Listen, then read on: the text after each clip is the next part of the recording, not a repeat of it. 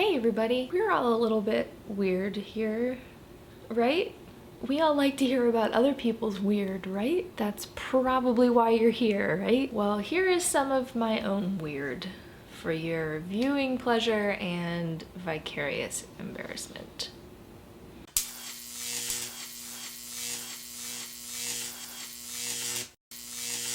Everybody's brain processes information differently. Some people think in pictures, some people think in text, some people think in, I don't know, emojis. I don't know if anybody else is this way, but I think almost exclusively in conversations. Like 90% of my thoughts occur as imaginary conversations with people I may or may not know and who also may or may not be real people. Oddly enough, as you'll know if you've ever had a real life conversation with me, I'm not actually that good at real life conversations and I don't like them that much, but they always seem to work out in my brain. Probably because it's just me in there and I always know what I'm gonna say next.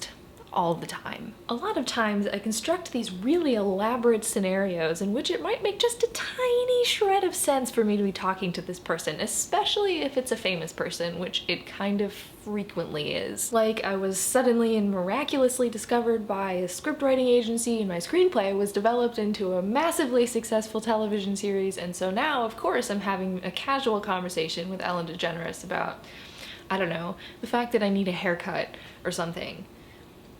Those kinds of natural situations. Weird as it sounds, it is actually kind of helpful when I have some difficult things to work through because I have to try and work out how to tell another person what I'm thinking, which really is kind of half the battle when you're dealing with difficult thoughts, is trying to figure out how to make sense of them. But in everyday situations, like needing a haircut and trying to decide when and where to get one, it really kind of takes a lot more effort than it's worth. This often creates some dead space where my brain is kind of trying to figure out what to do next. This happens especially when I have a lot of things to think about because then my brain has to work out which one it should think about and what scenario it fits best in. Guess what happens in this dead space?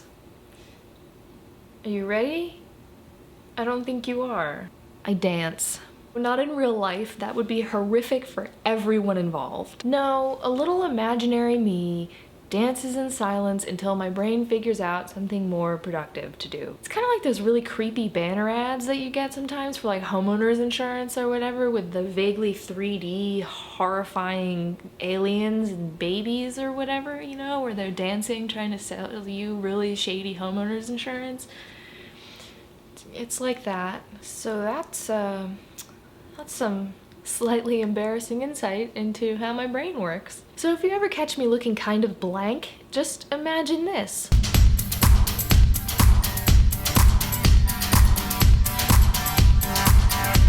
And your day will be instantly less embarrassing because at least that's not happening in your head all the time. On that note, give me a little insight into how weird your brain is down in the comments, and don't forget to subscribe if you like my face or the words coming out of it. And also if you would prefer to never see me dance again, because I will happily oblige. Bye!